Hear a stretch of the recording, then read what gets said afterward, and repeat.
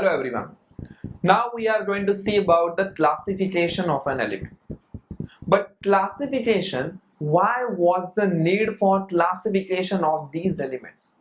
You are knowing that the till date, now we are having around 118 elements with us.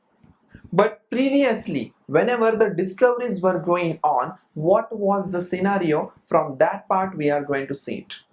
Now in case of 1800, that means 18th century, whenever the scientist first time was thinking about the classification of an element, that time the element discovery was only 31.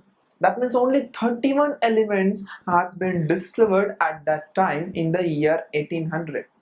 But whenever the discoveries are going on, so in next 85 years the discoveries of elements reach towards the 65. That means it is almost double. That means within just 85 years span, the discovery of an element is moving towards the doubling to the figure. So whenever these discoveries are at the higher rate, so the major problem is in front of us of scientists is that how to remember these all elements, because every element has some kind of symbols, every element has some kind of atomic masses, every element has some kind of properties, and these properties are again divided into two parts. One is the physical property and second one is the chemical property. And next, how to remember the occurrence of all these elements. How many protons are there? How many neutrons are there? And the most important thing is the how to study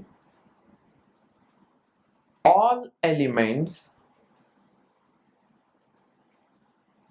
at one time. So this is the biggest problem in front of a scientist, because the discovery of element are at the higher rate. So the new elements at every year is going to add up into this summation. So because of this higher rate of discovery of an element, the scientists were in dilemma how to remember these all things. And because of that, they started some kind of classification technique. But is the classification was good? There is again a question in front of a scientist. So they think about the some kind of the classification of living organisms. You know, in case of living organisms, the classifications, suppose if we are taking example of organisms, they classified previously only in two parts, that is plants and animals. But this classification is not enough.